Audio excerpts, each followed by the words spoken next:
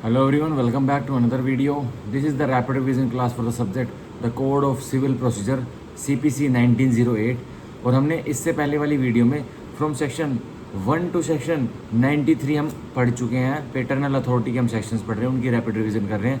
अब हमारे सेक्शन 94 से लेकर सेक्शन 158 तक बच गए हैं। सो आज के बाद अगर मतलब अब राजस्थान के प्री के बहुत कम दिन रह गए हैं, तो अब 94 से लेके जो इंपॉर्टेंट सेक्शंस हैं जिनसे क्वेश्चन बन सकते हैं आज मैं उनको करा दूंगा, ठीक है। तो आज कराऊंगा या फिर कल वाली वीडियो तक मैं पेटर्नल अथॉरिटी की रैपिड रिवीजन पूरी करवा दूंगा, ठीक है। So without wasting a further second let's begin to study section 94, ठीक है। अब यहाँ से सप्लीमेंटल प्रोसीडिंग्स के रूल चालू हो जाते हैं। अब सप्लीमेंटल प्रोसीडिंग्स क्या होती है भाई? सूट चल रहा है, सूट के साथ साथ कोई अन्य प्रोसीडिंग्स भी चलानी है जो कि सूट को सप्लीमेंट कर सके, मतलब उसको भी कुछ बढ़ावा दे सके। जैसे पढ़ ही लेते हैं सेक्शन 94 सप्लीमेंटल प्रोसीडिंग्स। इसे बता रहा है कि सप्लीमेंटल प्रक्रिया क्या होती है। In order to prevent the ends of justice from being defeated the court में इफ इट्स सो प्रिस्क्राइब। तो बोल रहा है न्याय की प्राप्ति के लिए अगर कुछ चीज़ें ऐसी हो रही हैं जो कि न्याय को हरा देंगी, तो उनको हटाने के लिए, उनको प्रिवेंट करने के लिए कोर्ट क्या कर सकता है? यह कर सकता है a issue a warrant to arrest the defendant. एक वारंट इशू कर देगा सिविल जज, और उस वारंट में क्या लिखा कि प्रतिवादी को गिरफ्तार कर ली जाए, डिफेंडेंट को गिरफ्तार कर लिया जाए। And bring him before the court to show cause why he should not give security for his appearance. और भाई वारंट प्रतिवादी की गिरफ्तारी के लिए वारंट जारी होगा, तो उसमें यह उसको वो पकड़ के उसको लाया जाएगा कोर्ट के सामने। एंड ब्रिंग हिम, और उसको कोर्ट के आगे लेके जाओ, सिविल जज जूनियर डिवीजन के आगे लेके जाओ before the court to show cause why should not give security for his appearance. और कोर्ट के आगे उसको मेरे आगे सिविल जज जूनियर डिवीजन बोल रहा है, मेरे आगे उसको लेके आओ, और उससे फिर पूछा जाएगा शो कोज, उसको शो कोज नोटिस के लिए उससे पूछा जाएगा कि क्यों तेरे को सिविल प्रिजन में, दीवानी कारागार में भेजा ना जाए, तो वो रीजंस बताएगा, और क्यों तेरे से सिक्योरिटी ना ली जाए, ठीक है। And if he fails to comply with any order for security commit him to the civil prison. अगर वो सिक्योरिटी नहीं देता, जैसे उसका बोला जाता है कि तू अपनी हाजिरी के लिए डिफेंडेंट सिक्योरिटी दे, मुचल के भर मेरे आगे, मुचल का भर। अगर वो मुचल का नहीं भरता है, विफल हो जाता है इस बारे में, तो अब उसको सिविल प्रिजन में भेज दिया जाएगा, ठीक है। अब हम 94 का बी पढ़ेंगे। Direct the defendant to furnish security to produce any property belonging to him. निर्देश दे देंगे प्रतिवादी को कि कोई भी जो सिक्योरिटी तुम मुचल का भरो, मेरे आगे सिक्योरिटी का एक मुचल का भरो, एक बॉन्ड भरो, किस चीज़ के लिए कि तुम प्रस्तुत करोगे कोई भी संपत्ति जो कि तुम्हारी है। And to place the same at the disposal of the court, या फिर उस प्रॉपर्टी को, उस संपत्ति को लेके आओ, मतलब बिलोंगिंग टू मैं उस संपत्ति को प्रस्तुति करो मेरे आगे, सिविल जज जूनियर डिवीजन बोल रहा है। और उसको अब कोर्ट क्या करेगा? उसको डिस्पोजल करेगा। उसका मतलब या तो उसको अटैच करेगा या बेचे उचेगा, जजमेंट आने से पहले ही उसको अटैच कर लेगा, बेचेगा तो नहीं भाई, अटैच कर लेगा, जजमेंट आने से पहले अटैच कर लेगा। तो ऑर्डर 38 के रूल्स यहाँ भी सीधे सीधे लग जाएंगे। और order the attachment of any property, अब आगे बताई दिया कि या तो उस डिफेंडेंट प्रतिवादी की किसी भी संपत्ति को जोड़ लिया जाएगा, कोर्ट जोड़ लेगा, ठीक है, अटैच कर लेगा। अब 94 का सी, ग्रांट अ टेम्परेरी इंजंक्शन। एक टेम्परेरी इंजंक्शन ग्रांट कर देगा, किसके फेवर में? प्लेंटिफ के फेवर में। अब टेम्परेरी इंजंक्शन होती क्या है? ऑर्डर 39 में उसके रूल दे रखे हैं, पर मोटा मोटा बात टेम्परेरी इंजंक्शन ये है, कुछ समय के लिए कुछ चीज़ को होने से कोर्ट रोक देगा, ठीक है। जैसे कि मान के चलिए एक वाइफ ने अपने हस्बैंड के ऊपर सूट डाला हुआ है। क्या सूट डाला हुआ है? कि जी इसको रोको, ये विदेश में जाने वाला है और ये वहाँ जाके शादी करेगा। तो कोर्ट कहेगा, जो प्लेंटिफ जो वाइफ उसको बोलेगा, आपको कैसे पता है ये शादी करने वाला है? ये क्या पता है घूमने जा रहा हूँ? नहीं सर, इसने बहुत सारे पैसे अकाउंट से निकलवाए हैं, इसने वहाँ लंदन में जहाँ शादी करने वाला है, इसने वहाँ का बैंक्वेट हॉल, वहाँ का एक बहुत बड़ा होटल रेस्टोरेंट इसने बुक कर लिया है पार्टी देने के लिए, और वहाँ ये जाके शादी करेगा। तो अब इंजंक्शन दो, जब मेरा जो सूट है, जो मेन सूट है, कि जो मेरा मेन सूट है कि इसकी रोको, ये दूसरे से शादी ना कर ले, तो लेकिन अभी के लिए जा रहा है ना, इसको टेम्परेरी स्टे करो, टेम्परेरी इंजंक्शन दो इसको, कि ऐसा ना करे, वहाँ ना जाए। तो ऐसा हो सकता है, ठीक है। और क्यों करा है सिर्फ कोर्ट ये? To prevent the ends of justice, न्याय के आखिरी छोर को प्राप्त करने के लिए, ठीक है, और न्याय हार ना जाए, डिफीट ना हो जाए, उसको रोकने के लिए ऐसा सब कर रहा है, ठीक है। ग्रांट टेम्परेरी इंजंक्शन, एक टेम्परेरी इंजंक्शन ग्रांट कर देगा court. And in the case of disobedience commit the person guilty there to the civil prison.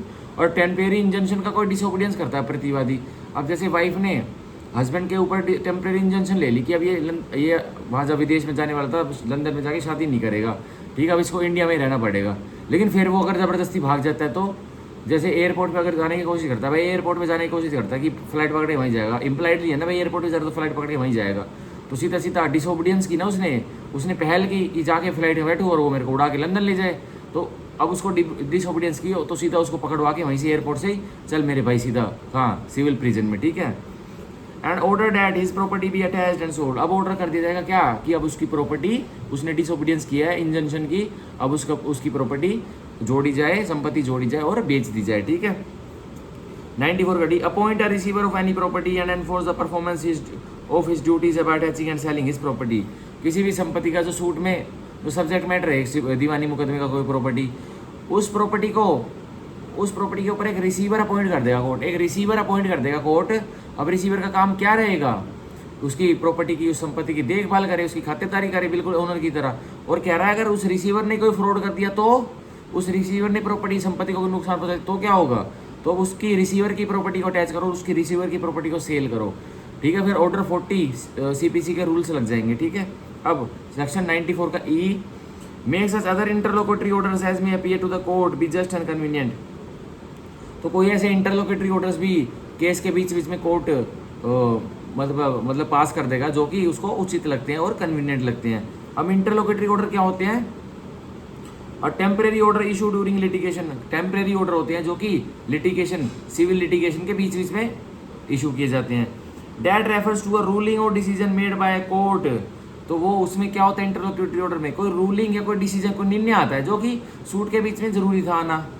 That is not a final judgment, और वो इंटरलोकेटरी ऑर्डर कोई फाइनल निर्णय नहीं है, judgement नहीं है, और डिस्पोजिशन ऑफ द केस, या फिर वो केस डिस्पोज नहीं हो रहा, बस वो एक रूलिंग है या कोई डिसीजन है किसी एक मैटर पर, तो इंटरलोकेटरी ऑर्डर निकाल दिए, ठीक है।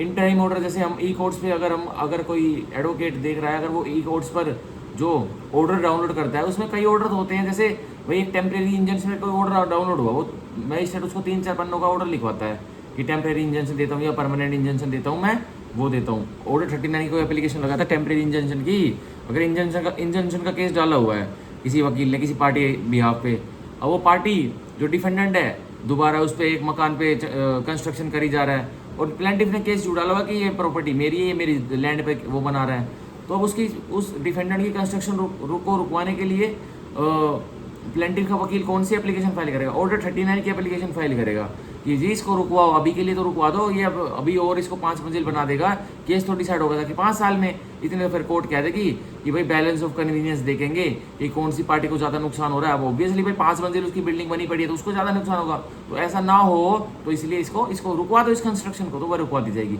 तो उस कंस्ट्रक्शन अब वो स्टे पर कौन सा ऑर्डर आया, उसका इंटरलोकेटरी ऑर्डर आया। अब वो ऑर्डर जो स्टे पे आया है उसका काम रुकवाने के लिए, वो फाइनल जजमेंट तो नहीं है भाई, पूरा अभी केस पेंडिंग है ना परमानेंट इंजंक्शन का और डिक्लेरेशन का, तो इसलिए यह इंटरिम ऑर्डर है, ठीक है।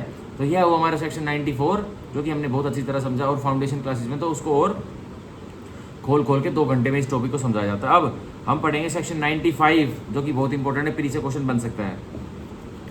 Compensation for obtaining arrest, attachment or injunction on insufficient ground. अब ये डिफेंडेंट कंपनसेशन भुगतान लेगा, किससे लेगा, ऑब्वियसली प्लेंटिफ से लेगा। और किस चीज़ के लिए, कि उसने प्लेंटिफ ने डिफेंडेंट को क्या करवाया था, गिरफ्तारी करवाई थी, उसकी प्रॉपर्टी को अटैचमेंट करवाया था, या उसके खिलाफ कोई इंजंक्शन ली थी, और किस पर ली थी, ऑन इनसफिशिएंट ग्राउंड, कोई उचित आधार नहीं थे उसके पास, ऐसे ही ले ली थी उसने हवा में ही, और कोर्ट ने दे भी दी थी सुनकर उसकी झूठी बातें। तो 95 का 1, where in any suit in which an arrest or attachment has been affected, जहाँ किसी दीवानी मुकदमे में एक गिरफ्तारी हुई है या किसी डिफेंडेंट की प्रॉपर्टी संपत्ति को अटैच किया गया, जोड़ा गया है, और temporary injunction granted under the last preceding section, या फिर टेम्परेरी इंजंक्शन दी थी कोई, जो 94 के अंदर जो टेम्परेरी इंजंक्शन की 94 के सी में जो टेम्परेरी इंजंक्शन की बात हो रही थी ना, या किसी कोर्ट ने प्लेंटिफ के फेवर में टेम्परेरी इंजंक्शन पास कर दी थी और डिफेंडेंट को रुकवा दिया था वह काम रोक करने से, ठीक है, और इनसफिशिएंट ग्राउंड पर, वो आगे आएगा। अब ए अब क्या अपीयर होता है, it appears to the court, यह दिखाई देता है अदालत को, क्या, that such arrest, attachment or injunction was applied for on insufficient ground, कि ये गिरफ्तारी, ये जो अटैचमेंट और ये जो इंजंक्शन के लिए अप्लाई किया ना इस प्लेंटिफ ने, अभी दी नहीं है, अप्लाई जो किया है यह अनुचित, बिल्कुल अनुचित आधारों पर अप्लाई किया है, तो क्या करेगी, तो आगे बताऊंगा क्या करेगी। B, the suit of the plaintiff fails भाई जो वादी ने जो दीवानी मुकदमा डाला हुआ वो विफल होता हुआ दिखाई दे रहा है कि उसके पक्ष में नहीं जाएगा ये। स्टार्टिंग में कोर्ट को पता होता है कि भाई कौन एविडेंसेस अच्छे से एड्यूस कर रहा है कौन नहीं कर रहा, तो कोर्ट को दिखाई दे जाता है। The suit of the plaintiff fails, plaintiff का वाद अब वो दावा है वो विफल होता हुआ दिख रहा है या हो चुका है। And it appears to the court that there was no reasonable और probable grounds for instituting the same. और अदालत को अब यह भी दिखाई देता था कि वादी के पास कोई भी प्रोबेबल मतलब कोई भी सामान्य बुद्धि वाले आधार नहीं थे कि वो ये सूट को इंस्टीट्यूट करे, इस दावे को फाइल करे, और ना तो उसके पास कोई प्रोबेबल ग्राउंड थे, कोई उचित आधार भी नहीं थे, ठीक है, कि वो इस दीवानी मुकदमे को फाइल करे। तो क्या होगा अब 95 के 1 का लेटर पार्ट, द डिफेंडेंट में अप्लाई टू द कोर्ट। अब कौन अप्लाई करेगा? डिफेंडेंट, प्रतिवादी कोर्ट में अप्लाई करेगा क्या? एंड द कोर्ट में, अब कोर्ट को करना पड़ेगा, मैं उसकी डिस्क्रिप्शन दे भी सकती है कंपनसेशन, नहीं भी। अपॉन सर्च एप्लीकेशन, उस एप्लीकेशन पे, प्रतिवादी की एप्लीकेशन पे कोर्ट के डिसीजन देगी कंपनसेशन या नहीं देगी। Application award against the plaintiff, plaintiff के वादी के विरुद्ध क्या अवॉर्ड कर देगी? बाय इट्स ऑर्डर, अपने ऑर्डर के द्वारा, such amount not exceeding 50,000 rupees. Plaintiff के विरुद्ध एक ऑर्डर पास कर दिया जाएगा, तो डिफेंडेंट प्रतिवादी एप्लीकेशन लगाएगा कि सर इसने तो मेरी अरेस्ट या मेरी गिरफ्तारी मेरी अटैचमेंट, मेरी प्रॉपर्टी को जुड़वाया था, या मेरे खिलाफ कोई इंजंक्शन ली थी और वो इनसफिशिएंट ग्राउंड पे ली थी, और कोर्ट को भी यह दिखाई दे जाता है, या फिर प्लेंटिफ का सूट ही फेल हो जाता है और जिसमें इसने यह अप्लाई कर रखा है लेने के लिए, तो अब डिफेंडेंट कोर्ट में अप्लाई करेगा कि मेरे को मुआवजा दिलाइए सर प्लेंटिफ से, वादी से। तो कोर्ट कितने का ऑर्डर कर देगा? 50,000 रुपये तक का ऑर्डर कर सकता है कि प्लेंटिफ अब वादी तुम अब प्रतिवादी को इतने पैसे भुगतान में दो, as it deems as reasonable compensation to the defendant, जितना भी कोर्ट को अब उचित लगता है मुआवजा दिलाना। मतलब 50,000 लिमिट है, मतलब 100 रुपये भी दिला सकती है और 50,000 तक दिला सकती है, 49,999 भी दिला सकती है, 50,000 भी दिला सकती है और 100 रुपये भी दिला सकती है। ये कोर्ट की डिस्क्रिप्शन है, ठीक है। और दिलाना ना दिलाना वो भी डिस्क्रिप्शन है। भाई डिफेंडेंट ने एप्लीकेशन लगाई, डिसमिस कर दी, नहीं दिला रहा, उसकी डिस्क्रिप्शन है, ठीक है। फॉर द एक्सपेंस, और क्यों दिलाएगा? फॉर द एक्सपेंस और इंजरी, क्योंकि भाई कोई खर्चा हुआ है या डिफेंडेंट को, प्रतिवादी को कुछ चोट लगी है, मतलब कोई माइंड में चोट लगी, वैसे उसकी पिटाई उठाई नहीं है, चोट लगी है, इंक्लूडिंग इंजरी टू रेपुटेशन। और इस इंजरी में बता दिया ना किसको चोट लगी है, उसकी रेपुटेशन को, उसकी इज्जत को चोट लगी है, ठीक है।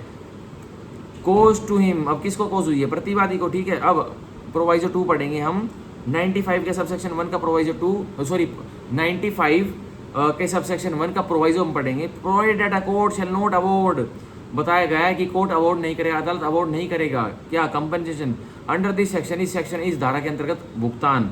N amount exceeding the limits of its pecuniary jurisdiction, उतना अमाउंट कंपनसेशन, ये 50,000 की जो लिमिट दी हुई है, कोर्ट उतना अमाउंट नहीं, मतलब उससे ज़्यादा अमाउंट नहीं देगा भुगतान के रूप में, जितनी उसकी जुरिडिक्शन है ही नहीं।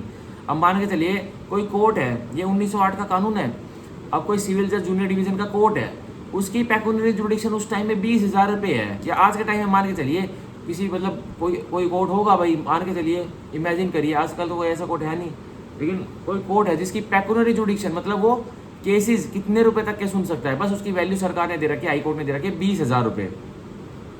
तो कह रहा उसी कोर्ट में अब प्रतिवादी ने एप्लीकेशन फाइल की कि ये मेरे को कंपनसेशन दिला जाए, जो ये वादी है ना, ये तो बड़ा गंदा है, मेरे ऊपर झूठा केस फाइल कर दिया था और इसके पास कोई आधार ही नहीं थे, अनुचित आधारों पर मेरी गिरफ्तारी करवा दी थी, या मेरी प्रॉपर्टी अटैच करवा दी थी, या क्या करवा दिया था, या मेरे खिलाफ टेम्परेरी इंजंक्शन ले ली थी। तो प्रतिवादी ने अप्लाई किया है उस कोर्ट में जिसकी 20,000 रुपये सब्जेक्ट मैटर की जुरिडिक्शन है, किसी मेरे को मुआवजा दिला जाए। और अब एप्लीकेशन पे भाई जो वो कोर्ट है वो फैसला भी देगी, डिसीजन तो देगी, अब एप्लीकेशन यूँ है नहीं, लंबे लंबे टाइम तक पड़ी रहेगी, और इन एप्लीकेशन पे 2-4 दिनों में फैसले आ जाते हैं।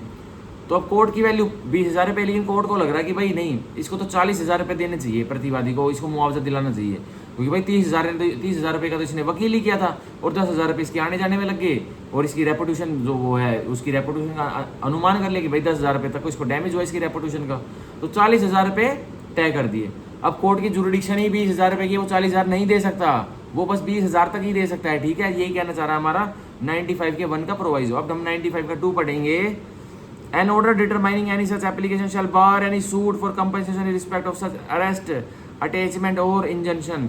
अब जो इस एप्लीकेशन पे जो ऑर्डर आएगा वो क्या होगा?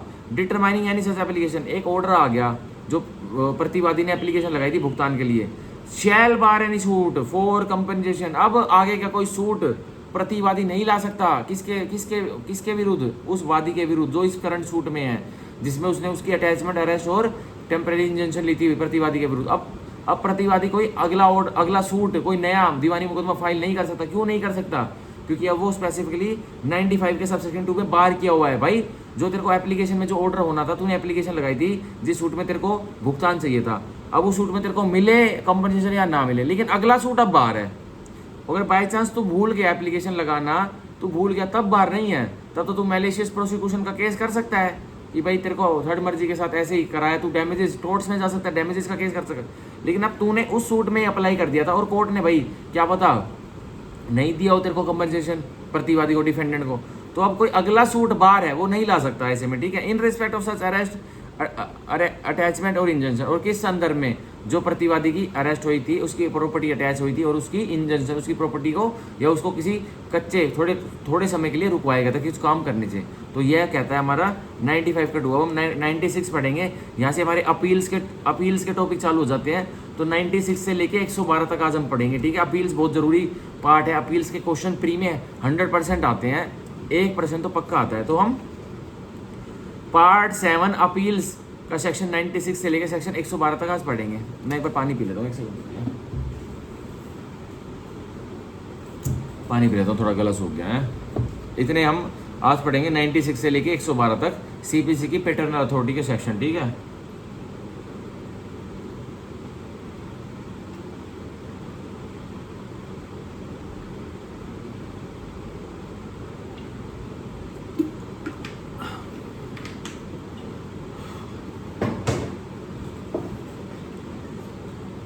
चलो भाई पानी पुनी पी लिया, अब पढ़ते हैं दोबारा, ठीक है। सेक्शन 96 पढ़ूंगा अब। Appeal from original decree. अब एक अपील होगी किससे? ओरिजिनल डिग्री से। तो मान के चलिए एक सूट था ए वर्सेस बी, वो फर्स्ट सूट था पार्टी ए और बी के बीच में।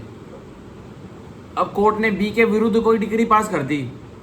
अब बी की राइट है कि क्या वो उस डिग्री के विरुद्ध, उस ओरिजिनल सूट की डिग्री के विरुद्ध अपील करे। तो first appeal matter of right होती है, सबका हक है अपील करना, ठीक है। तो सेक्शन 96 इसको हम रीड विद करेंगे ऑर्डर 41 के साथ, ठीक है। 96 सेक्शन सेक्शन 96 को read with order 41 of CPC. Appeal from original decree. अब अपील जाएगी ओरिजिनल डिग्री से।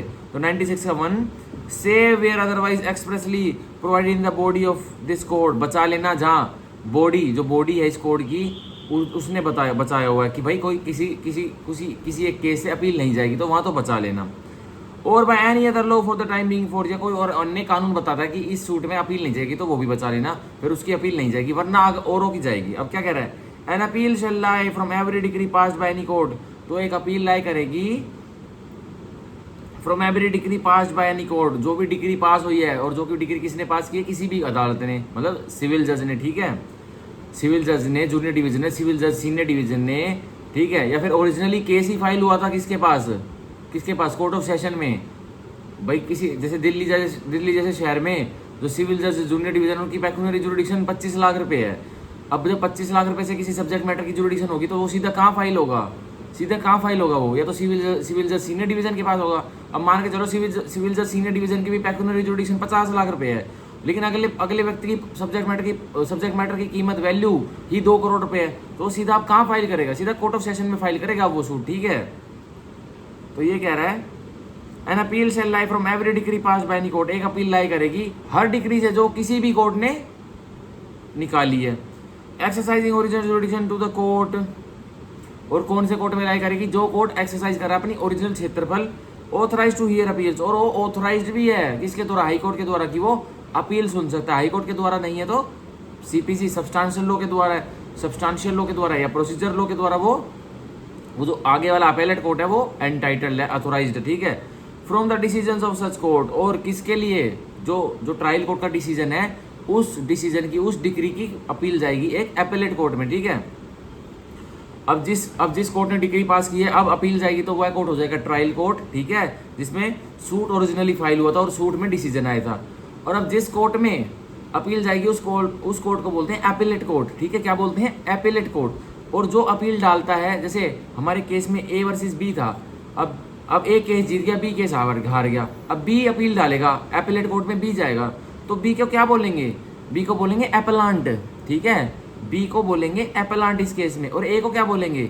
ए को बोलेंगे इस केस में रेस्पोंडेंट, ठीक है, इस केस में बोलेंगे अपील के केस में। बी को तो जो केस हारा था पहले वाले में उसको बोलेंगे वो अपील डाला तो एप्लांट, और ए को बोलेंगे अब इसमें रेस्पोंडेंट, ठीक है। अब 96 का 2 पढ़ते हैं।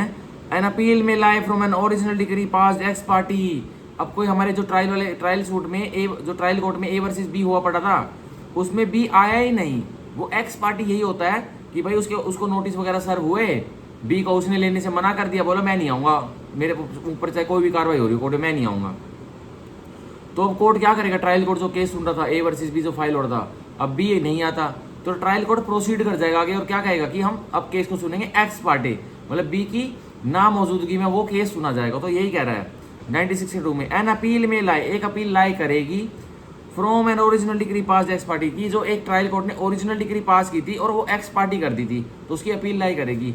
अब क्या एपेलेट कोर्ट में अब बी चला जाता है, जो हमने तो अपने एग्जाम्पल है, एपेलेट कोर्ट में बी चला जाता है और अब उस कोर्ट में ए नहीं आता, जिसने पहले ट्रायल कोर्ट से जिसने डिग्री अपने फेवर में पास करवाई थी, भाई एविडेंस एड्यूस करे होंगे, उसने कुछ भी करा होगा तभी तो जीता था, लेकिन अब एपेलेट कोर्ट में ए नहीं आता तो क्या अब उसकी अपील लाई करेगी, ये सोचने का विषय है। इसके बारे में क्या सीपीसी ने बताया हुआ कुछ कि क्या अब एपेलेट कोर्ट में जो ट्रायल कोर्ट में जो बी हारा था उसने तो अपील फाइल कर ली, पर जैसा ट्रायल कोर्ट में अब बी ने जो किया था उसने वो नहीं आया था ट्रायल कोर्ट में, अब ऐसे में ही जब बी ने अपील फाइल की तो ए नहीं आया एपेलेट कोर्ट में, तो अब क्या ए के विरुद्ध जो डिग्री पास होगी, जो अपीलेट कोर्ट भी तो भाई अपना ऑर्डर देगा, डिग्री करेगा, क्या अब ए उसकी अपील कर सकता है, ये आगे पढ़ेंगे, यह भी बहुत इंपॉर्टेंट क्वेश्चन है प्री का, ठीक है।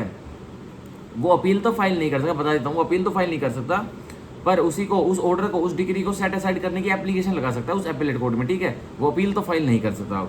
अब 96 का 3, no appeal shall lie from a decree pass by the court with the consent of the parties. Order 23 rule 3 का सीधा सीधा यहाँ जिक्र हो रहा है 96(3) में, ये कह रहा है कोई भी अपील लाई नहीं करेगी, और कब लाई नहीं करेगी किसी भी डिग्री से, जब ट्रायल कोर्ट ने पार्टीज के बीच में समझौता हो गया था और उनके कहे अनुसार ही डिग्री पास की थी, ठीक है, एक डिग्री पास की थी, तो कोई अपील नहीं लाई करेगी, मतलब उनके कॉम्प्रोमाइज से, जो ए और बी थे हमारे केस में ट्रायल कोर्ट में, उनके कॉम्प्रोमाइज से डिग्री पास हुई थी, उन्होंने सहमति कर ली थी, उन्होंने अपने टर्म्स सेटल कर ली थी और कोर्ट को बता दिया था सर हमारा सेटलमेंट हो गया है, चाहे हमारा उसमें एडीआरएम से हुआ हो, ठीक है, एडीआरएम मतलब ऑल्टरनेटिव डिस्प्यूट रेजोल्यूशन मैकेनिज्म से हुआ हो, हमारा मेडिएशन के द्वारा, कंसिलिएशन के द्वारा, आर्बिट्रेटर ने किया हो, लोक अदालत में हुआ हो, तो वो चाहे कहीं भी हुआ हो, लेकिन उनके कहे अनुसार अब डिग्री कोर्ट ने निकाली, ट्रायल कोर्ट ने, तो अब अपील लाइन नहीं करेगी, अब अपीलेट कोर्ट में कोई नहीं जाएगा, ठीक है। तो ये था 96 का 3। 96 का 4, नो अपील शैल लाई, कोई अपील लाइन नहीं करेगी, एक्सेप्ट कब करेगी, on a question of law, अगर उस ट्रायल कोर्ट के डिग्री में कोई प्रश्न है और वो प्रश्न किसका उठा है, कानून से संबंधित कोई प्रश्न है, भाई अब जो सिविल जज जूनियर डिवीजन ने एक केस डिसाइड किया, उसने अपनी भावनाएं तो उसमें नहीं लिखवाई होंगी, या भाई जजमेंट लिखवाते टाइम कुछ बातें लिखवा भी दी जाती हैं, लेकिन अब जो ट्रायल कोर्ट में ए वर्सेस बी था तो वो डिसीजन कैसे आया होगा, सब्सटेंटिव लॉ में, हमारे इंडियन कॉन्ट्रैक्ट एक्ट में, टीपीए में, या और भी जो कोई सिविल लॉ है उसमें कुछ लिख रहा होगा तभी तो आया होगा, या जज ने अपनी भावनाओं से यार नहीं ये अब इसमें ये करना अच्छा लग रहा है, ये रिलीफ दे देता हूँ, सुना ही नहीं। अब जो सब्सटेंटिव लॉ में जो रेमेडी लिख रही होगी उसी का तो डिसीजन आएगा, तो वही कह रहा है अगर ट्रायल कोर्ट से कोई टूटी हुई है किस चीज़ में, क्वेश्चन ऑफ लॉ को एलोबरेट, उसको इंटरप्रिटेट करने में, मतलब उसको अच्छे से समझने में और केस में अप्लाई करने में, तो ही अपील लाई करेगी उस ट्रायल कोर्ट के डिग्री से, ठीक है, यही कह रहा है। नो अपील शैल लाई, कोई अपील लाई नहीं करेगी, एक्सेप्ट कब करेगी, on a question of law, अगर उस अपील में कोई प्रश्न है किसका, कानून का, from a degree in any suit of the nature cognizable bye the court of small causes, और ये कह रहा है अगर कोर्ट ऑफ स्मॉल कॉजेज के बारे में 96 का 4, कोर्ट ऑफ स्मॉल कॉजेज ने कोई डिग्री पास की और उससे कोई अपील नहीं लाई करेगी, और कौन से अमाउंट तक, व्हेन द अमाउंट और the value of subject matter of the original suit does not exceed 10,000 rupees. अब कोई कोर्ट ऑफ स्मॉल कॉजेज में कोई केस चल रहा था, दीवानी मुकदमा ए और बी के बीच में, और बस पैसों का जो मैटर था, जो बस डिस्प्यूट था, वो 10,000 रुपीज से भी कम का था, तो अब कोर्ट ऑफ स्मॉल कॉजेज ने कोई डिग्री पास कर दी, ठीक है, तो अब किसकी, तो उससे कोई अपील लाई नहीं करेगी, अगर अपील लाई कर सकती है फिर भी कोर्ट ऑफ स्मॉल कॉजेज के उस डिसीजन से, अगर कि उसमें कोई कानून का प्रश्न इन्वॉल्व है तो, ठीक है, पर जनरल रूल ये है अगर कोर्ट ऑफ स्मॉल कॉजेज नहीं है कोई, सिविल जज जूनियर डिवीजन है और उसने कोई अपील पास कर दी और उसका अमाउंट कुछ भी हो जाए, तो उसकी क्या फैक्ट्स पे लाई करेगी या फिर लॉ पे लाई करेगी? अब दोनों पे लाई करेगी। अगर सिविल जज जूनियर डिवीजन ने कोई भी सब्जेक्ट मैटर का उसमें डिग्री पास कर दी, अब जो जिसके विरुद्ध डिग्री पास हुई है वो अपील फाइल करेगा, तो वो क्या अपने उसमें अपील में लिखेगा? ग्राउंड्स क्या लिखेगा भाई? ग्राउंड्स वो फैक्ट्स के भी लिख सकता है और ग्राउंड्स वो लॉ के भी लिख सकता है, ठीक है, अपने जो अपील पिटीशन बनाएगा और अपीलेट कोर्ट में फाइल करेगा, ठीक है। तो यह हमारा होता है सेक्शन 96 पूरा, बहुत ही अच्छे से समझाया है।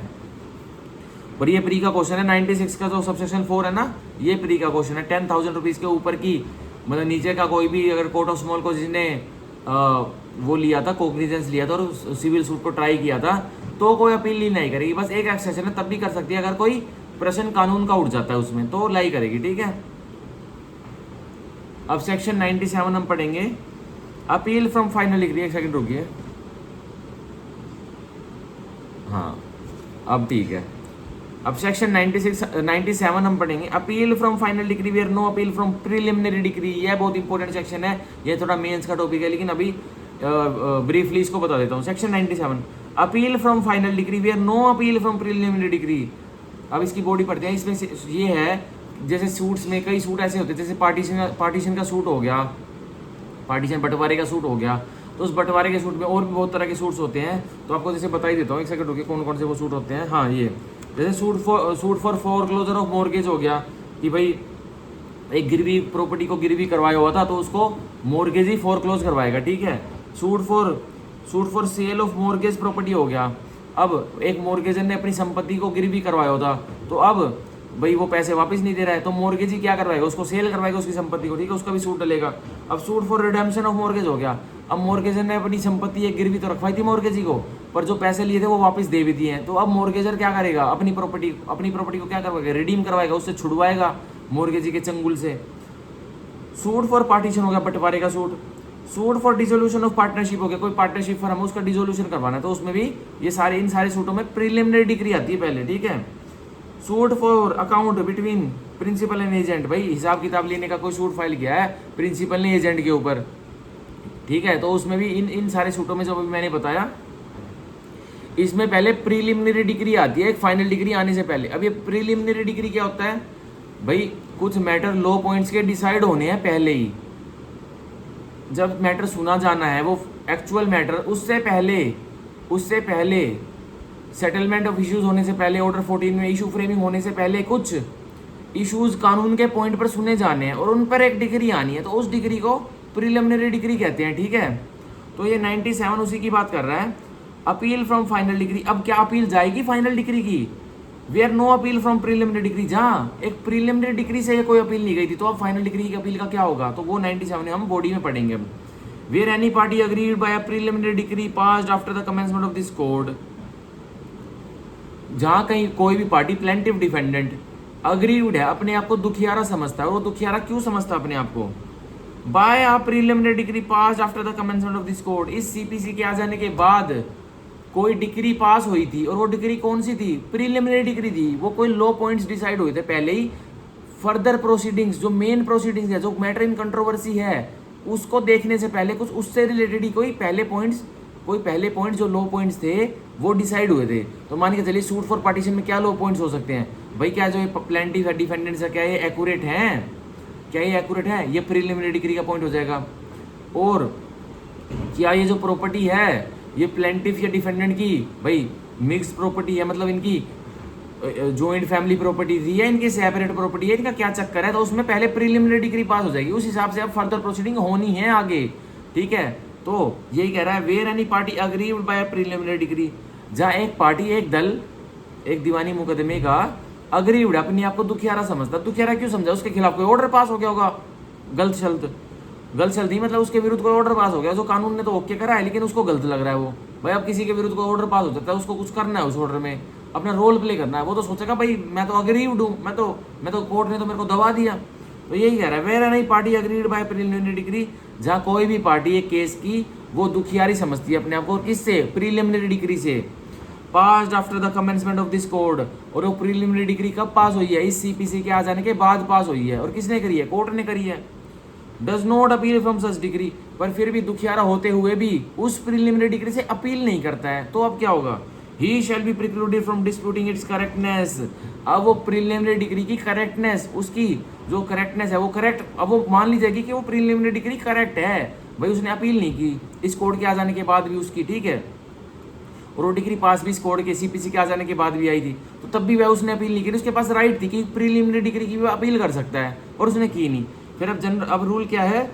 He shall be precluded from disputing its correctness. अब वो प्रिक्लूड, अब उसको रोका जाएगा कि अब तू इस प्रीलिमिनरी डिग्री की अस्तित्व के बारे में, इसकी जो ये सही है, इसके पॉइंट्स है, जो इसकी करेक्टनेस है, जो ये बिल्कुल मान्य है, इसको तू डिस्प्यूट, इसके ऊपर कोई प्रश्न नहीं उठा सकता अब तू, ठीक है, इन एनी अपील, और कहाँ नहीं उठा सकता? किसी भी आने वाली अपील में, विच में भी preferred from the final decree, और जो प्रेफर्ड होगी, कहाँ प्रेफर्ड होगी? एक फाइनल डिग्री से। भाई एक सूट चला, ए और बी के बीच में एक सूट चला बंटवारे का, और उस बंटवारे के सूट में एक प्रीलिमिनरी डिग्री आ गई जिसमें लो पॉइंट्स पहले डिसाइड हो गए। अब उन लो पॉइंट्स के आधार पर कुछ फर्दर प्रोसीडिंग्स आगे होनी है। अब जो फर्दर प्रोसीडिंग्स आगे होनी है, उन फर्दर प्रोसीडिंग्स में एक फाइनल डिग्री तो आएगी। अब वो फाइनल डिग्री की अपील करेगा, और उसने प्रीलिमिनरी डिग्री की अपील करी नहीं है, और वो दुखियारा भी उस प्रीलिमिनरी डिग्री से। भाई जिसको दुख हुआ है किसी प्रीलिमिनरी डिग्री से, उसकी अपील करे मतलब उसको सही कराए, भाई अपने राइट्स को दोबारा से चेक कराए अपील में। अब वो प्रीलिमिनरी डिग्री पे अपील करता नहीं है, और फिर फाइनल डिग्री आ जाती है, वो भी उसके विरुद्ध आती है, फिर उसकी अपील करता है, चलो वो तो अपील उसकी सुनी जाएगी, लेकिन उस फाइनल डिग्री में अब वो उस प्रीलिमिनरी डिग्री के जो करेक्टनेस है, जो कोर्ट ने हेल्ड कर दिया था, उसको डिस्प्यूट में नहीं ला सकता, उसको गलत नहीं ठहरा सकता उस फाइनल डिग्री की अपील में। ये कह रहा है 97, ठीक है।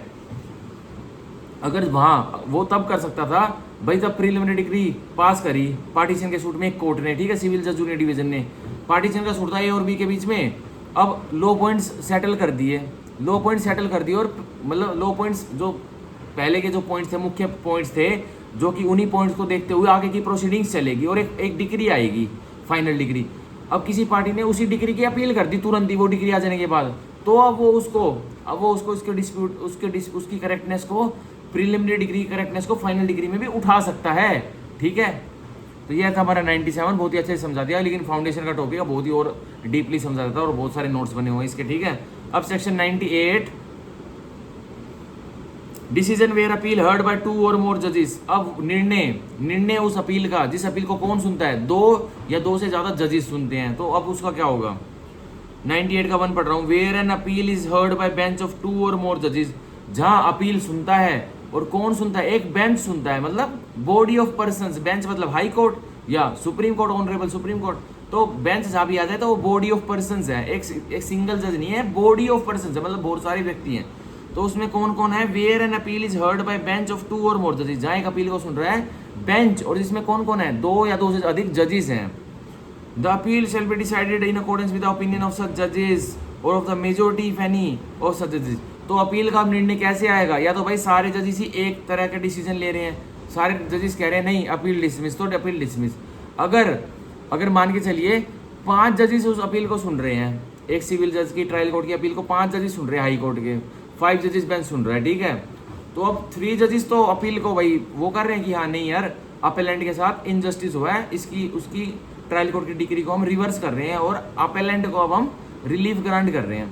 और 2 जजेस उसको नहीं मान रहे कि नहीं अपेलेंट तो झूठा है, साफ साफ दिख रहा है, आप मतलब हम 5 में कन्फ्यूजन हो पड़ी है।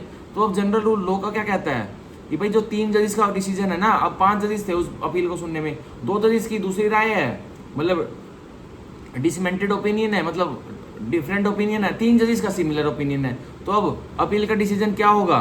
तो उन 3 जजेस का जो डिसीजन है वो प्रीवेल कर जाएगा, ठीक है। 1 सेकंड रुकिए, मेल आ गया। चलो अब 98 का 2 हम पढ़ेंगे।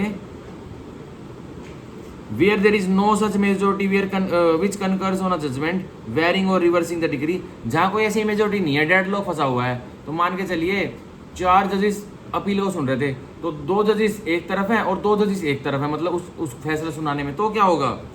और कोई उसमें कनकरेंस, कोई एग्री नहीं हो रहा, मतलब 2 आपस में एग्री हैं और 2 आपस में एग्री हैं, तो अब कनकरेंस हो गया ना। मतलब अब कनकरेंस कौन देगा भाई? अगर 3 एक साइड होते और 2 एक साइड होते तो 3 का प्रीवेल कर जाता। अब 2-2 का डेडलॉक हुआ पड़ा, तो क्या होगा? वेरिंग और रिवर्सिंग द डिग्री, और कोई भी अब भाई ना तो डिग्री को वेरी कर पा रहे हैं, अदल बदल कर पा रहे हैं, ना उसको बिल्कुल ही पलट पा रहे हैं डिग्री को। Appeal from such degree shall B confirm, तो माना जाएगा अब वो डिग्री जो ट्रायल कोर्ट की डिग्री है वो कन्फर्म हो चुकी है। अब भाई आप अपना डेडलॉक बनाए रखो, लेकिन वो डिग्री अब कन्फर्म हो गई, ठीक है। अब हम 98 के 2 का प्रोवाइजो पढ़ेंगे। Provided where the bench hearing the appeal is composed of 2 और अदर इवन नंबर ऑफ जजेस, तो बताया गया है जो बेंच अपील को सुन रहा है वो या तो 2 है या कोई भी 2 से ज्यादा जजेस हैं, लेकिन उनका बेंच का नंबर है इवन नंबर, मतलब या तो 2 है या 4 है या 6 है या 8 है या 10 है, इवन नंबर है। Belonging to a court consisting of more जजेस then those constituting the bench and the जजेस composing the bench differ in opinion on the point of law, और जो इवन नंबर के जो जैसे 4 मान लेते हैं अपने एग्जांपल में, अब जो करेंगे भाई 4 जजेस सुन रहे थे अपील को, तो इवन नंबर भी हो गया और 2 से ज़्यादा भी हो गए, तो अब उनका क्या ओपिनियन है, चारों के चारों डिफरेंट ओपिनियन एक लोगो डिफरेंटली इंटरप्रिटेट कर रहे हैं और चारों का अलग सा उनका इंटरप्रिटेशन है कानून के पॉइंट्स पे। They may state the point of law upon which they differ, तो वो स्टेट करेंगे, वो लिखेंगे, अपना एक ऑर्डर निकालेंगे कि कौन से पॉइंट के लॉ पर, कौन से लॉ पर वो मतलब विफल रहे हैं, उनके कौन से लॉ के पॉइंट्स मैच नहीं हो रहे, आपस में चारों लिखेंगे, ठीक है। And the appeal shall then be heard upon that point only by 1 or more of other जजेस, तो अब उस अपील को वो 4 जजेस किसी और जज के पास भेज देंगे या एक जज से और अन्य जज, मतलब एक जज के पास भेज देंगे या उसी बॉडी में उसी बेंच में अब एक से ज़्यादा जज होंगे जो उसको अपील को अब सुनेंगे, मतलब उस लॉ पॉइंट को देखेंगे जो उन्होंने जजेस ने स्टेट किया था, ठीक है। Shall then be heard upon that point only, अब वो उसी पॉइंट पर वो जो दूसरे जजेस के पास भेजी जाएगी वो अपील, अब वो उसी को देखेंगे, वो फैक्ट्स को नहीं देखेंगे अपील के क्या फैक्ट्स थे, पर अब उस लो पॉइंट को वो देखेंगे, उसके बारे में कंसिडरेशन करेंगे वो दूसरे जजेस। बाय 1 और मोर अदर जजेस the such point shall be decided according to the opinion of the majority if any of the जजेस who have heard an appeal including those who first heard it, तो अब majority से पास होगा। अब 4 जजेस ने जो अपना ओपिनियन स्टेट करके किसी अन्य जजेस के पास भिजवाया था, तो मान के चलिए वो भी 4 जजेस थे, तो अब उन 4 जजेस ने उन जजेस का जो कानून का उनको दिक्कत आ रही थी वो पॉइंट को स्टेट उन्होंने कर दिया उन जजेस को, और उन जजेस ने वह सुन लिया। अब उन्होंने अच्छे से इलेबोरेट कर दिया, क्योंकि भाई अगर किसी मतलब हाई कोर्ट के जो बाद में कोई जस्टिस लगे उन्होंने कोई केस स्टेट किया होगा, और अब भाई अपने अपर जो सीनियर जजेस हैं जो लगे हुए पहले उनको स्टेट किया होगा, उनको सारा पता है भाई इंटरप्रिटेशन कैसे होती है कानून की, उन्होंने खोल के रख दिया सारा कानून का सारा इंटरप्रिटेशन। उन्होंने अब चारों के चारों ने जो कोई एक पर्टिकुलर जज का फैसला था उस पर उसके पॉइंट ऑफ लॉ को मेजोरिटी दे दी, ठीक है। चारों ने अपना ओपिनियन स्टेट किया था और चारों ने अपना अलग अलग ओपिनियन उनको हायर जजेस के पास भिजवा दिया था, ठीक है।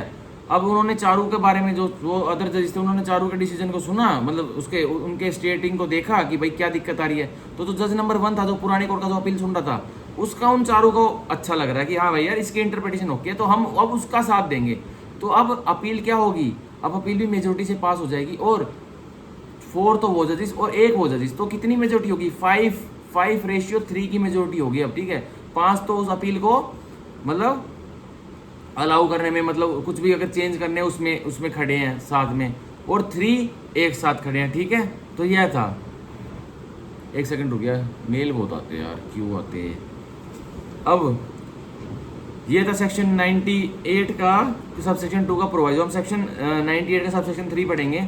Nothing in this section shall be deemed to alter और otherwise affect any provision of letters patent of any high court. अब हर हाई कोर्ट के एक लेटर्स पेटेंट होते हैं, मतलब कुछ अथॉरिटी उस रूल्स रेगुलेशन बना देते हैं जो कि भाई कैसे अब बेंचेस में केसेस जाएंगे, भाई डिविजनल बेंच में कैसे केस जाएंगे, ठीक है, कॉन्स्टिट्यूशनल बेंच में कैसे केस जाएंगे। तो कह रहा है ये वाला जो सेक्शन है ना 98 उन लेटर पेटेंट्स को जो हाई कोर्ट ने अपने बना रखे हैं उसको अफेक्ट नहीं करेगा, वो तो वैसे के वैसे बने रहेंगे, तो ऑब्वियसली, ठीक है।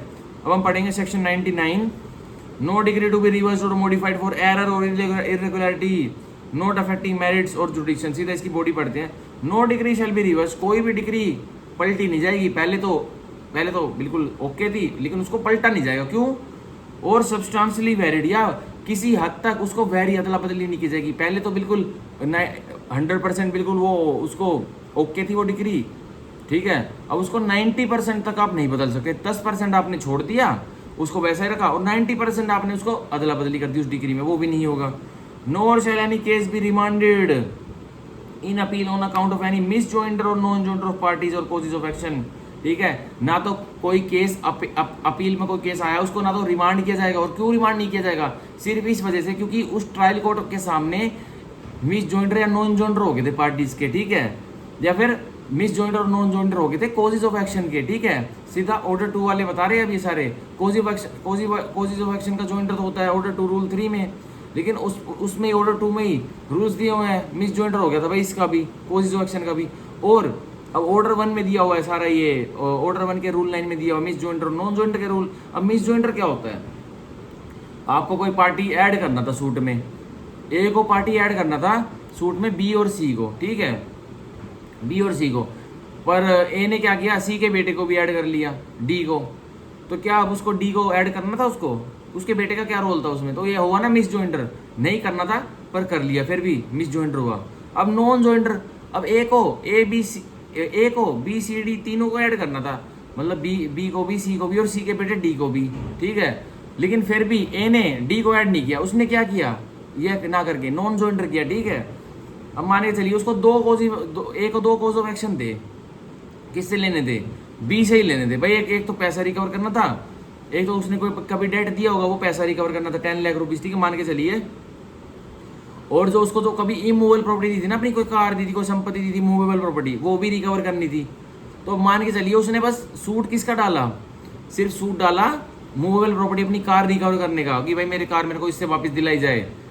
उसने वो डेट नहीं मांगा, कॉज ऑफ एक्शन नहीं किया। अरे तो उसने करना था ना भाई, वहीं ले रहा था तू, तो जॉइंडर करता तू।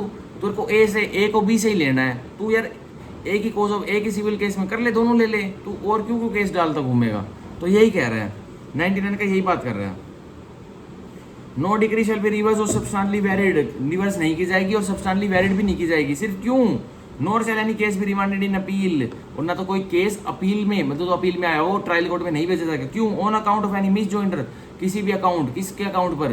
कोई मिस जॉइंडर हुआ था और नॉन जॉइंडर, कोई सूट में नॉन जॉइंडर हुआ था, और ऑफ पार्टीज और कॉजेज ऑफ एक्शन, या कॉजेज ऑफ एक्शन का मिस जॉइंडर नॉन जॉइंडर हुआ था, ठीक है।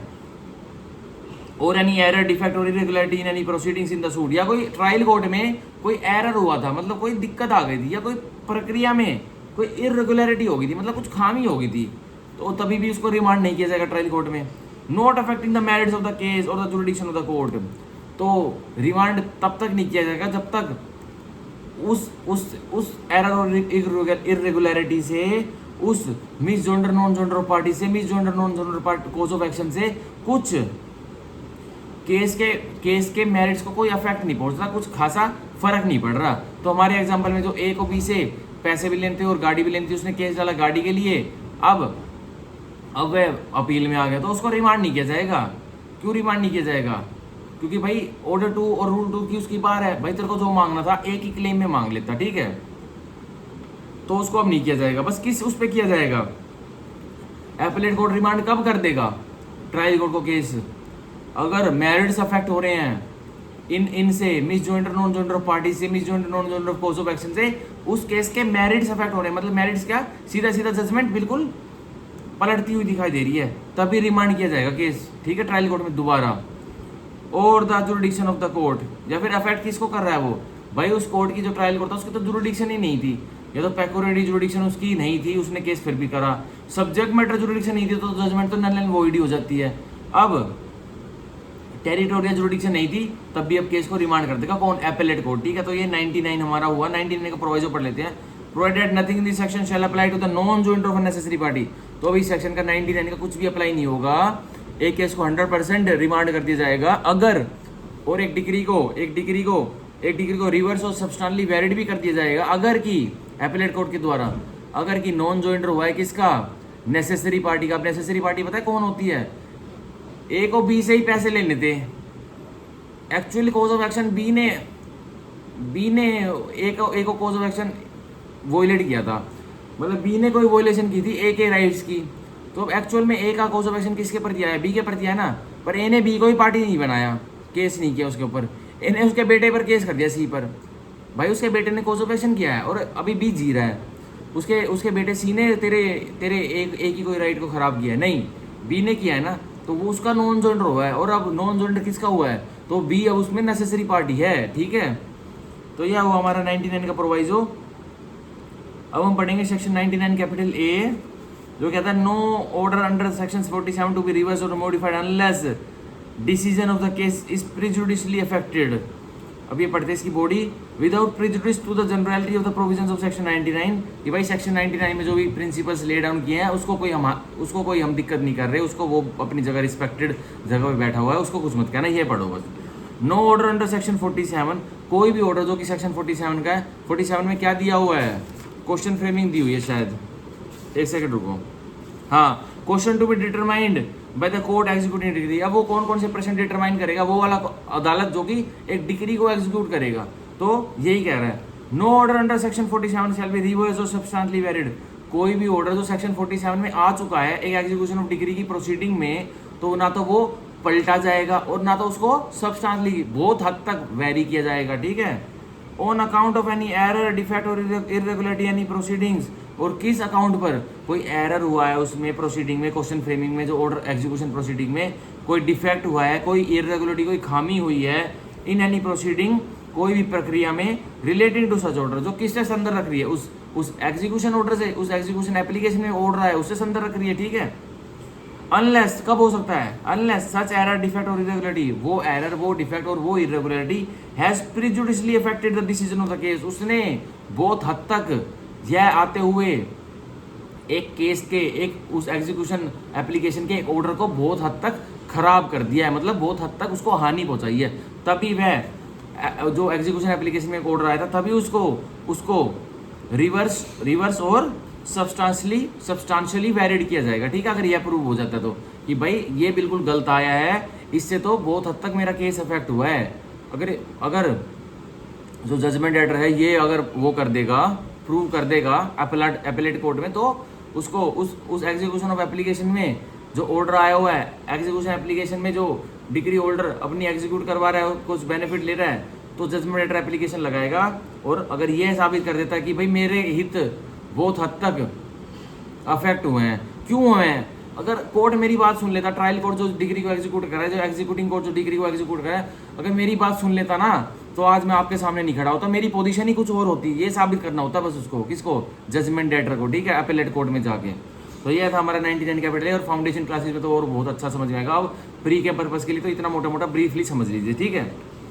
अब हम पढ़ेंगे अपील फ्रॉम एपेलेट डिग्री, अब हम अपील फ्रॉम एपेलेट डिग्री पढ़ेंगे। अब हम पढ़ेंगे सिर्फ section,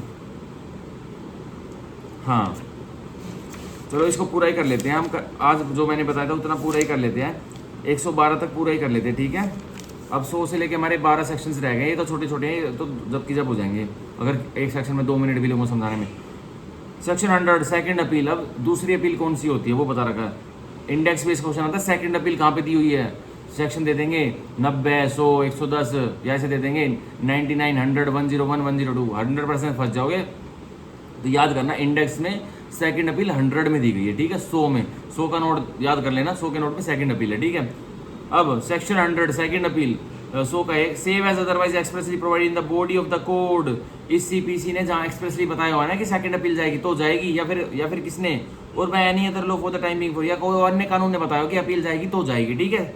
N appeal shall lie to the high court from every decree pass in appeal by any court subordinate to the high court. एक appeal अब lie करेगी हाई कोर्ट में, और कौन से कोर्ट से लाई करेगी, किसी एपेलेट कोर्ट से जो अपील को सुन रहा था। एक ट्रायल कोर्ट की अपील एपेलेट कोर्ट में चल रही थी, एक ट्रायल कोर्ट ने कोई डिग्री पास की, अब उस ट्रायल कोर्ट की डिग्री की अपील एक एपेलेट कोर्ट ऑफ सेशन में चल रही थी। अब कोर्ट ऑफ सेशन ने भी कोई डिग्री पास कर दी, अब उसकी अपील को जो बोलेंगे वो जो जाएगी हाई कोर्ट में, उस अपील को बोलेंगे हम क्या, सेकंड अपील, ठीक है, to the high court if the high court is satisfied that the case involves a substantial question of law. और सेकंड अपील को सिर्फ यही इसलिए ही अलाउ होगी वो सेकंड अपील को, नहीं तो ऐसे फेंक देगा। अगर कोर्ट ऑफ सेशन से कोई हाई कोर्ट में सेकंड अपील गई है, अगर हाई कोर्ट यह संतुष्ट होगा कि हाँ इस मुकदमे में, इस दीवानी मुकदमे में एक अहम प्रश्न कानून का है, तो मैं उसे डिसाइड करूंगा। अगर नहीं है अहम सब्सटेंशियल क्वेश्चन ऑफ लॉ, एक अहम, एक बहुत ही आवश्यक प्रश्न कानून का, तो ऐसे फेंक देगा हाई कोर्ट उस अपील को और बिल्कुल नहीं सुनेगा, ठीक है। तो कोर्ट ऑफ सेशन का डिसीजन होगा वही मानना पड़ेगा सबको। अब 100 का 2, एन अपील में lie under this section from an appellate decree pass ex parte. अब देखो जो हमने उसमें पढ़ा था, हमने 96 के सबसेक्शन 2 में पढ़ा था ना, एन अपील में lie from original decree pass ex party.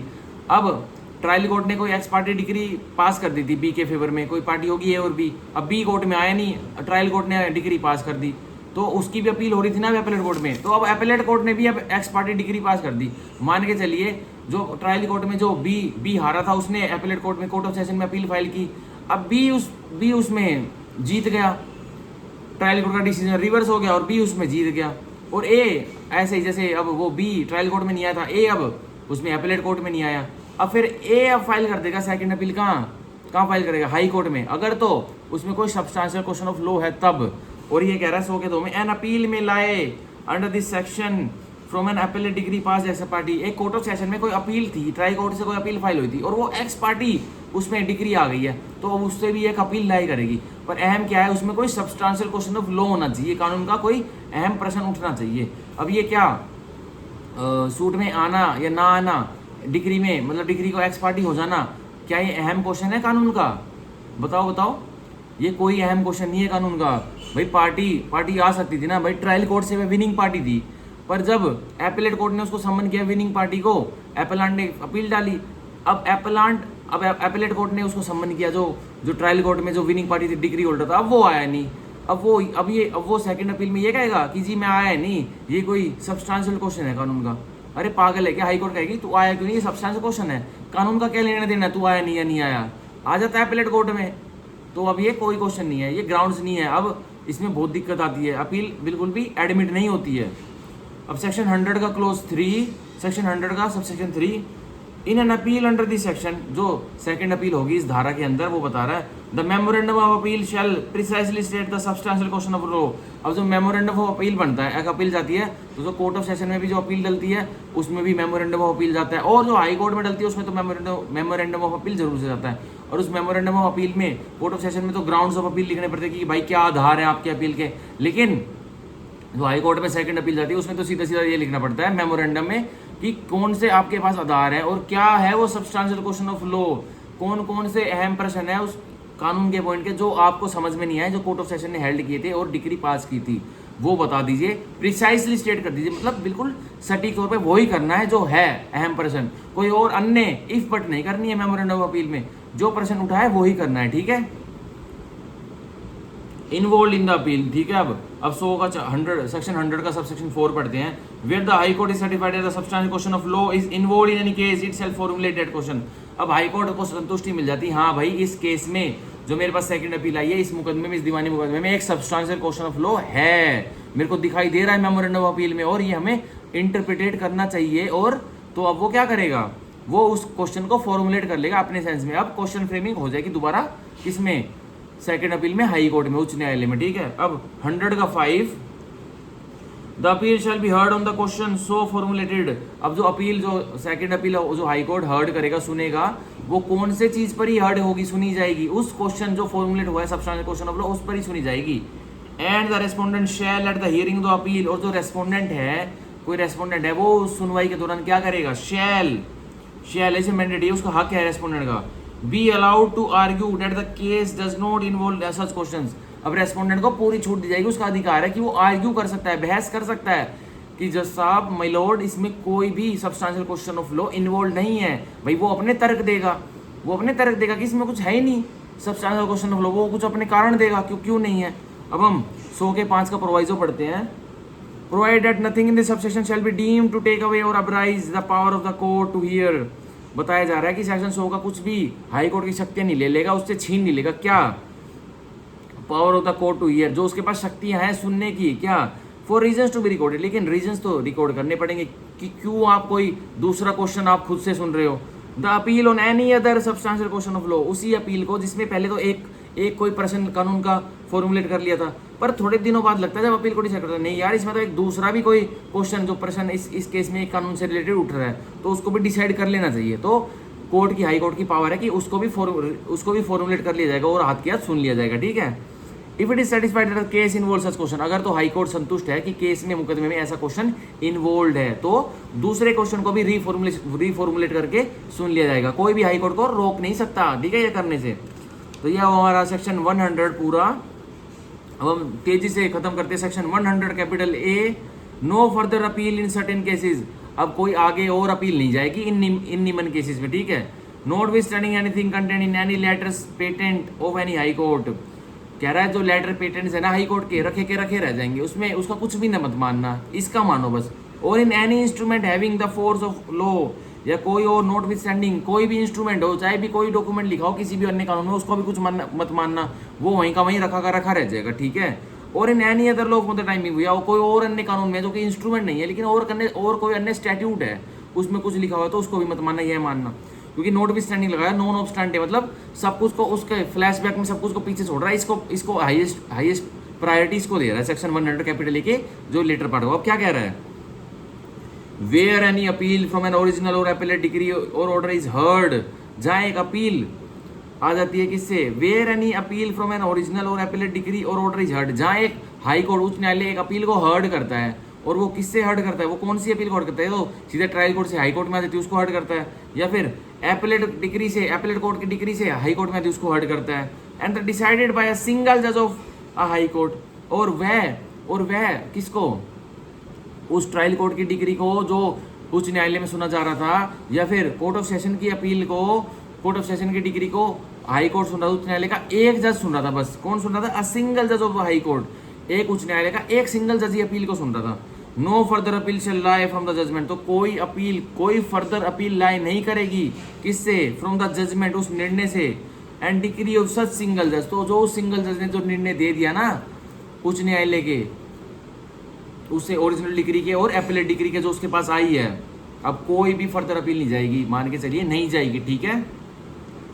तो मान के चलिए ए और बी ने पहले तो सिविल जज जूनियर डिवीजन के पास कोई मनी रिकवरी का मुकदमा डाला, ठीक है।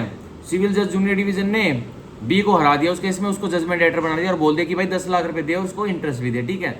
अब बी अग्रीड पार्टी वो चला गया उसमें एपेलेट कोर्ट में, ट्रायल कोर्ट की डिग्री से उठा के उसने कोर्ट ऑफ सेशन में अपील फाइल कर दी, ठीक है। या फिर तो मान के चलिए उस अपीलेट, मान के चलिए कुछ ऐसा अमाउंट पास कर दिया, मान के चलिए सिविल जज जूनियर डिवीजन की पेक्यूनरी जुडिक्शन 10 लाख रुपीज, अब जो उन्होंने 10 लाख रुपीज प्लस इंटरेस्ट उस डिग्री में ग्रांट किया वो मिला उला के हो गया, जब से सूट फाइल हुआ था 15 लाख रुपए। अब मान के चलिए सिचुएशन है, वैसे ऐसा होता नहीं है, कुछ केसेस में हो सकता है, एग्जाम्पल ही समझा रहा हूँ मैं।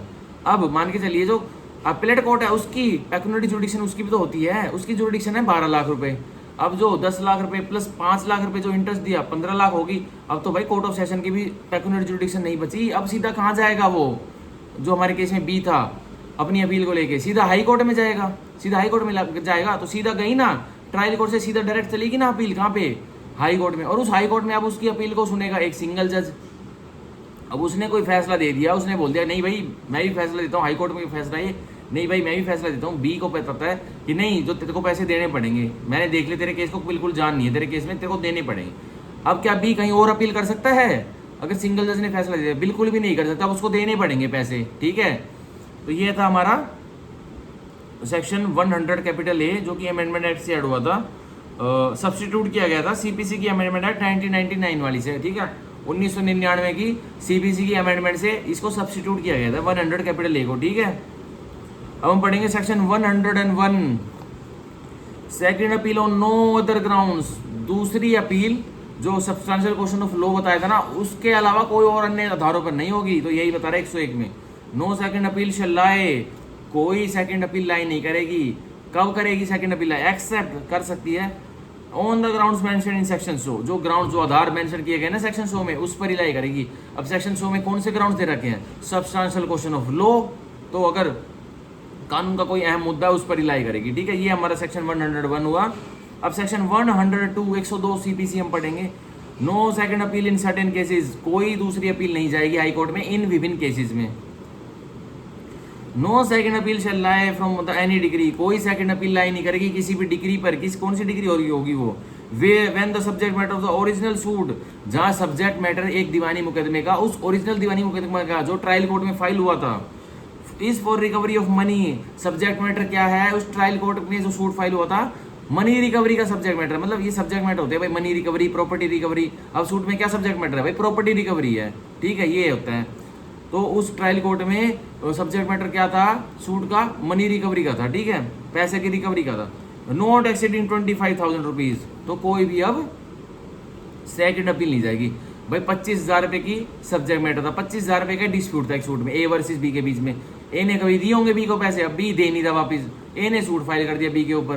भाई सिविल जज जूनियर डिवीजन ने फैसला दे दिया, ठीक है, बी को बोलते भाई दे को पैसे, बी भाई नहीं कहता मैंने तो इसको नगद नगद देता रहा, अभी ये मेरे से पैसे मांग रहा है, इसने मेरे अकाउंट में जमा कर दिए, मैं फंस गया, मैं इसको नगद नगद दे रहा हूँ, मान ही नहीं रहा है मैंने इसको दिए हैं, तो अब क्या होगा। लेकिन फिर भी कोर्ट ने बी को बोल दिया भाई पैसे दे के, तो लेकिन अब बी तो जनरल रूल है हमारा जो दिया गया था कि भाई उसमें 96 में की अपील लाई करती है, भाई मैटर ऑफ राइट है, एक अपील तो लाई करेगी। तब अब बी फाइल कर देता अपील किस में, कोर्ट ऑफ सेशन में, कोर्ट ऑफ सेशन में फाइल कर देता है। तो यही कह रहा है, अब कोर्ट ऑफ सेशन ने भी बी को बोल दिया भाई नहीं देने पड़ेंगे, एक पैसे तूने लिए इसके 25,000 रुपये, ठीक है, ट्रायल कोर्ट ने सही बिल्कुल बोला था देने पड़ेंगे तेरे को। अब भी सेकंड अपील फाइल नहीं कर सकता क्योंकि 25,000 से ऊपर का वो मैटर नहीं है। अगर 25,000 से ऊपर का मैटर होता ना वो, तो वो फाइल कर देता सेकंड अपील। लेकिन अब उसको देने ही 25,000 रुपये थे, मान के चलिए 25,000 ही बोला सारे दोनों कोर्ट ने, भाई 25,000 ही उसने उधार दी, तो 25,000 ही देने थे, इंटरेस्ट को दिया नहीं, रिफ्यूज कर दिया इंटरेस्ट, क्योंकि उसने कुछ घोची कर दी थी। क्या कर दी थी भाई, थोड़े बहुत नगद में दे दिए थे, ए ने मंजूर कर दिए थे नगद में, तो इंटरेस्ट पैसा काट लिया, लेकिन जो वो था 25,000 का, वो जो प्रिंसिपल अमाउंट था वो उसके फेवर में डिक्री कर दिया के फेवर में। तो अब भी हाई कोर्ट में सेकंड अपील फाइल नहीं कर सकता क्योंकि उसका अमाउंट है, जो सब्जेक्ट मैटर जो मनी रिकवरी का है जो सूट, उसका अमाउंट ही 25,000 रुपये से ऊपर नहीं है, तो वो फाइल नहीं कर सकता, तो पूरा बार लगाया हुआ है। ये था हमारा 102। अब हम पढ़ेंगे section 103, power of high court to determine issues of fact. अब हाई कोर्ट की शक्ति यह है नहीं है कि बस सब्सटेंशियल क्वेश्चन ऑफ लॉ को ही सुनने से, भाई वो तो है जनरल रूल है कि अपील लाई करेगी किस पर, कोई प्रश्न है कानून का तो उस पर अपील लाई करेगी, ठीक है, सब्सटेंशियल क्वेश्चन ऑफ लॉ पर करेगी। तो क्या हाई कोर्ट की इतनी शक्ति भी नहीं है कि भाई वो सब्सटेंशियल क्वेश्चन ऑफ लॉ कौन से फैक्ट्स पर, कौन से तथ्यों पर उत्पन्न हो रहा है, भाई ओरिजिनल सूट के जो ट्रायल कोर्ट ने डिसाइड किया, जो कोर्ट ऑफ सेशन में जो अपीलेट कोर्ट ने डिसाइड किया, और जो मेरे पास अब आया हाई कोर्ट में, तो मेरी क्या कोई पावर नहीं है क्योंकि मैं फैक्ट्स को जानूं, मैं उन तथ्यों को जानूं, उसकी भी पावर है। तो 103 से पावर डिराइव करता है, ठीक है, हाई कोर्ट। अब बॉडी पढ़ेंगे, इन एनी सेकंड अपील, कोई भी सेकंड अपील में द हाई कोर्ट में, तो हाई कोर्ट की पावर है, वो कर भी सकता नहीं भी क्या, if the evidence of the record is sufficient, अगर की सबूत जो रिकॉर्ड उसके पास आया, एलसीआर बोलते हैं, ठीक है, एलसीआर बोलते हैं उसको, लास्ट कोर्ट रिकॉर्ड, ठीक है, एलसीआर बोलते हैं उसको, लास्ट कोर्ट रिकॉर्ड कह रहा पागल, लोअर कोर्ट रिकॉर्ड एलसीआर बोलते हैं। भाई हाई कोर्ट रिकॉर्ड तो मंगवाएगा, कोई अपील फाइल होगी। अब कोर्ट ऑफ सेशन में इतनी मोटी फाइल बनी पड़ी है, पर जो हाई कोर्ट में जो अपील फाइल करा उसने इतने से पेज में दे दी। अब पूरा रिकॉर्ड लोअर कोर्ट में तो पड़ा हुआ है, तो लोअर कोर्ट के रिकॉर्ड को मंगवाएगा हाई कोर्ट, ठीक है। तो ये कह रहा है इन एनी सेकंड अपील, कोई भी सेकंड अपील में द हाई कोर्ट में, तो हाई कोर्ट अगर संतुष्ट है, में मतलब उसकी डिस्क्रिप्शन है, में भी कर भी सकता है, नहीं भी क्या, if the evidence of the record is sufficient, अगर सबूत जो उसने लोअर कोर्ट रिकॉर्ड मंगवाया है उससे सबूत को वह संतुष्ट मानता है, भाई इसमें बहुत सारे सबूत है, इससे अच्छे से सब्सटेंशियल क्वेश्चन हो अच्छे से डिसाइड कर दूंगा।